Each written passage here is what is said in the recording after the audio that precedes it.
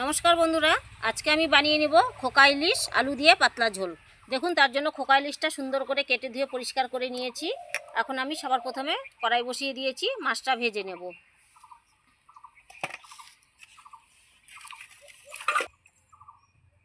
বন্ধুরা, মাছ ভাজার জন্য আমি খোকা ইলিশটা ভেজে নেব, তার জন্য কড়াইয়ে সরষের তেল দিয়ে দিলাম।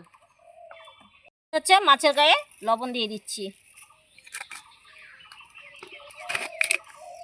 সঙ্গে হলুদ গুঁড়ো দিয়ে দিচ্ছি। মাছটা খুব সুন্দর করে আমি মেখে নেব। বন্ধুরা, খোকা ইলিশ হলে কী হবে, মাছটা কিন্তু খুব সুন্দর, দেখুন কি ভালো, একদম মনে হচ্ছে টাটকা মাছ।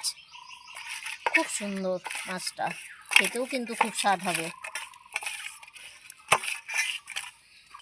এই যে বন্ধুরা, আমার তেল গরম হয়ে গেছে খুব সুন্দর। এইবার আমি এক এক করে খোকা ইলিশগুলো ভেজে নেব।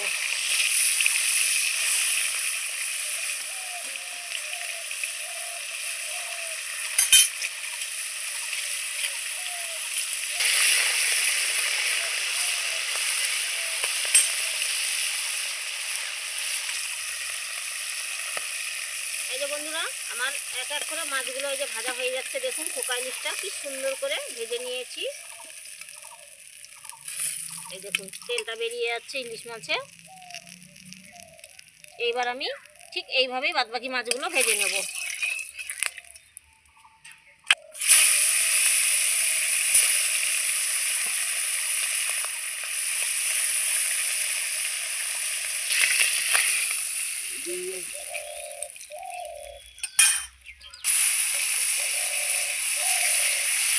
আমার এক এক করে সমস্ত মাছগুলোই ভাজা হয়ে যাচ্ছে। সম্পূর্ণ মাছ আমার ভাজা হয়ে গেছে খোকা ইলিশগুলো। এইবার আমি ওই তেলের মধ্যেই ফোড়নে দিয়ে দিচ্ছি। দেখুন, তেলেই ফোড়নে দিচ্ছি কালো জিরা, আর সঙ্গে দিয়ে দিচ্ছি আলু।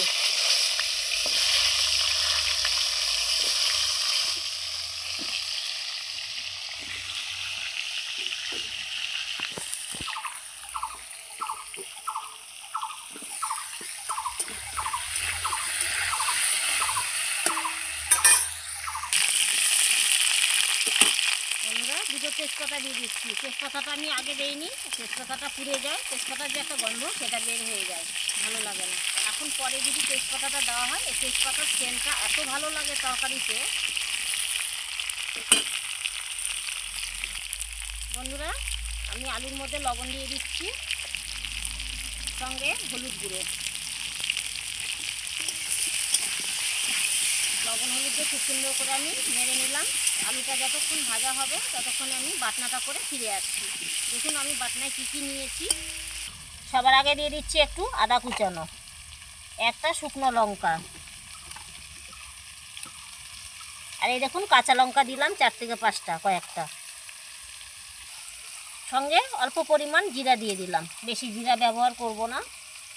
আমি আজকে কিন্তু সরষা ছাড়াই খোকা ইলিশটা করছি, আদা জিরা কাঁচা লঙ্কা দিয়ে আর কালো জিরা দিয়ে। দেখুন আমি কি করে রান্নাটা করছি।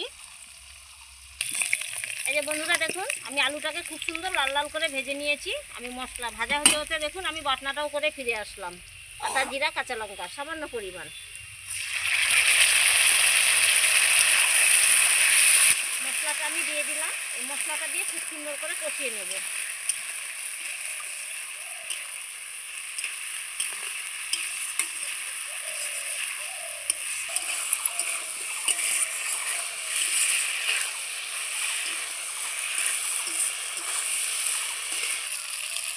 দেখুন আমার মশলা দিয়ে আলুটা খুব সুন্দর করে ভাজা হয়ে গেছে। এই দেখুন তেল ছাড়তে লেগেছে। এইবার আমি বাটি ধোয়া সামান্য পরিমাণ জল দিয়ে দেব। এটা দিয়েও আমি খুব সুন্দর করে কষিয়ে নেব।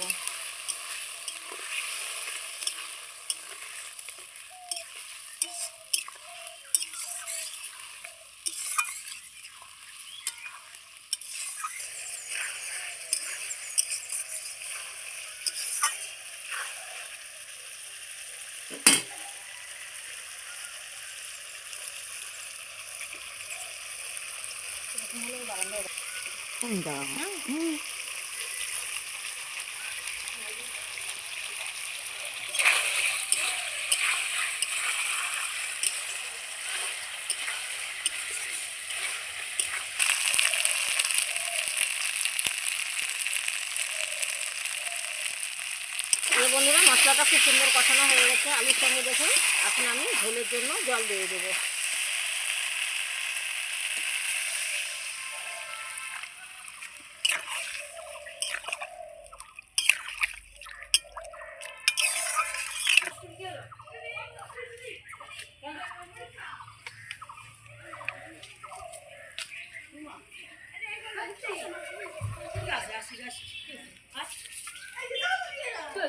কয়েকটা কাঁচা লঙ্কা চেরা দিয়ে দিলাম উপর থেকে।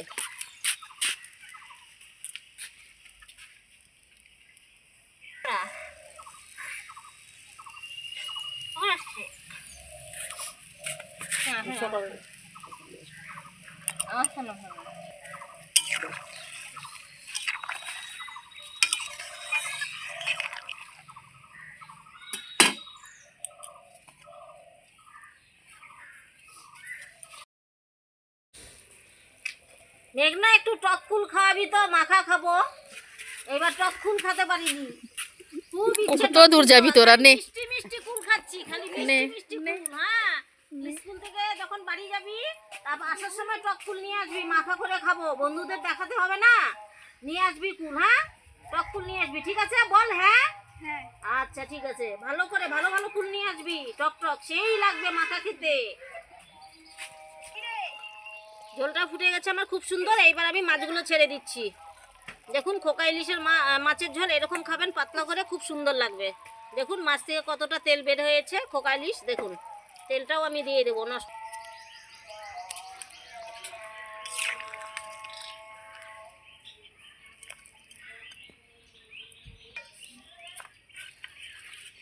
এই যে বন্ধুরা, আদা জিরা কাঁচা লঙ্কা দিয়ে খোকা ইলিশের এরকম আলু দিয়ে পাতলা ঝোল কাঁচা লঙ্কা দিয়ে খাবেন, খুব ভালো লাগে। আর এখন তো গরম পড়েছে, প্রচণ্ড গরম। এই গরমে রিচ খাওয়াটাও ঠিক না। এরকম পাতলা ঝোল খাবেন, খুব সুন্দর স্বাদ, খেতেও খুব ভালো লাগে। আপনারাও একবার হলেও এইভাবে বানিয়ে খাবেন খোকা ইলিশ, দেখবেন খেয়ে খুব ভালো লাগবে। দেখতে কিন্তু কালার খারাপ লাগবে, কিন্তু খুব খেতে কিন্তু খুব টেস্ট।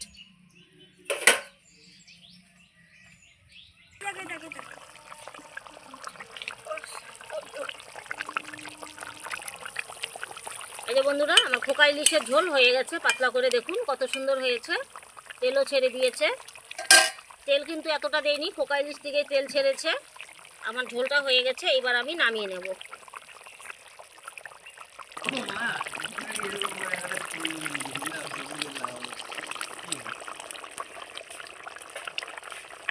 এই যে বন্ধুরা, আমি নামিয়ে নিচ্ছি। আমার খোকা মাছ দিয়ে পাতলা আলু দিয়ে কালো জিরা দিয়ে সুন্দর করে ঝোল হয়ে গেছে। দেখুন এইবার আমি নামিয়ে নেব, একটা পাত্রের মধ্যে ঢেলে নেব। বাজে গন্ধ আজকে, পচা ইয়ের মতো।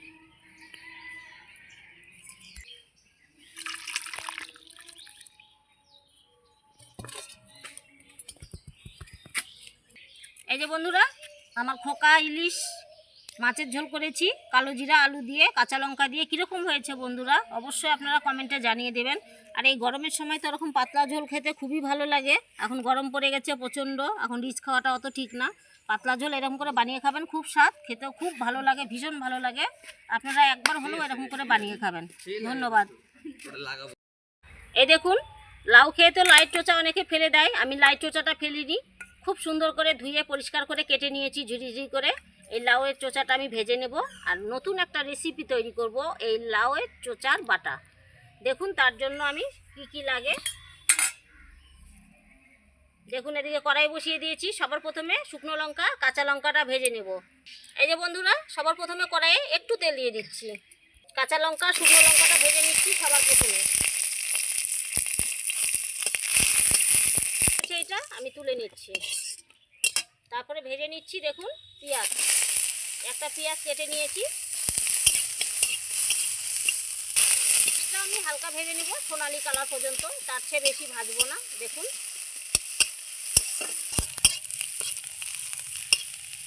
এই যে বন্ধুরা, আমার সোনালি কালার হয়ে এসছে পেঁয়াজটা, এখন আমি নামিয়ে নেব। দেখুন এর বেশি আর ভাজবো না পেঁয়াজটা, তাহলে পেঁয়াজের যে একটা মিষ্টি ভাব সেটা থাকবে না, পোড়া পোড়া হয়ে যাবে। এই দেখুন সোনালি কালার হয়েছে সুন্দর করে, এটা নামিয়ে নিলাম।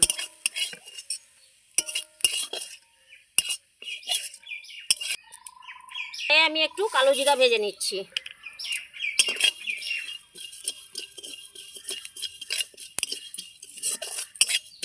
ভাজা হয়ে গেছে, তুলে নিচ্ছি।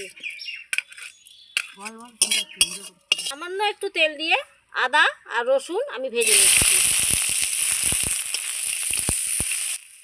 এই যে বন্ধুরা, আমার আদা আর রসুনটা হালকা ভাজা হয়ে গেছে। এইবার আমি দিয়ে দিব লাইয়ের চোচা।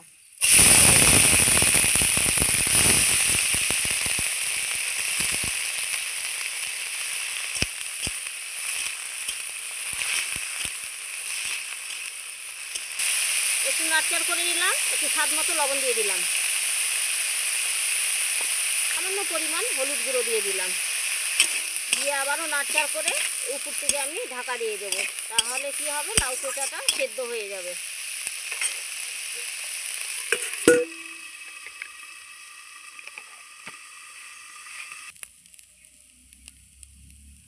এই যে বন্ধুরা দেখুন, আমি লাই চোচাটা কত সুন্দর করে ভেজে নিচ্ছি, একদম তেল কম দিয়েছি। এই দেখুন, এটা বাটা করবো যে, দেখুন আর একটু ভেজে নেবো, তারপর আমি নামিয়ে দেব। এই যে বন্ধুরা, নামিয়ে নিচ্ছি আমি। লাই চোচাটা ভাজা হয়ে গেছে খুব সুন্দর করে, দেখুন আমার সব কিছু ভাজাভুজি কমপ্লিট হয়ে গেছে। আমি এখন মিক্সিতে বেটে নেব। আপনারা চাইলে শিলপাটাতেও বাটতে পারেন, কি আমার মতো মিক্সিতেও বেটে নিতে পারেন। আমি মিক্সিতে আজকে পেস্ট করে নেব। এই বাটাটা খুব সুন্দর লাগে, এই বাটা দিয়েই শুধু ভাত খেয়ে নেবেন। গরম গরম ভাত, এক থালা ভাত খেয়ে নেবেন। এই লাউ পাতা একবার আপনি, এই লাইয়ের পাতা তো অনেকে বাটা খেয়েছে, এই লাইয়ের চোচা বাটাটা খেয়ে দেখবেন একবার, দুর্দান্ত। এই যে বন্ধুরা, আমি মিক্সিতে পেস্ট করে নিলাম খুব সুন্দর করে লাইয়ের চোচাটা। দেখুন সব কিছু দিয়ে খুব সুন্দর হয়ে গেছে। আমি এবার নামিয়ে নেব একটা বাটির মধ্যে।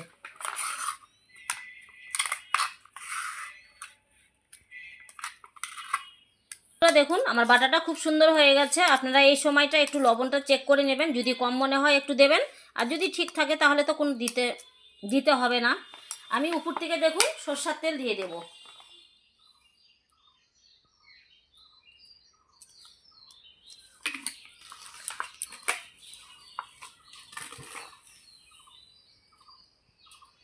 সরষের তেলটা দিয়ে খুব সুন্দর করে আমি এই লাউ পাতাটা, এই লাই চোচা বাটাটা খুব সুন্দর করে মেখে নিচ্ছি। দেখুন কি দারুণ হয়েছে, গন্ধটাও যা বেরিয়েছে না, খুব সুন্দর। এই লাই চোচা আপনারাও পারলে একবার হলেও বাটা করে খাবেন, খুব সুন্দর একটা নতুন রেসিপি। আর এই বাটাটা কিন্তু খুব দুর্দান্ত লাগে বন্ধুরা। আমি একটু টেস্ট করে দেখি। দেখুন বাটাটা সবার প্রথমে আমি খেয়ে নিলাম, এত ভালো লাগে। সেই একদম দারুণ হয়েছে। নাক মুখ চোখ একদম ঝাঁঝালো একটা টেস্ট, অপূর্ব, মানে বলে বোঝাতে পারবো না, এত টেস্ট হয়েছে খুব।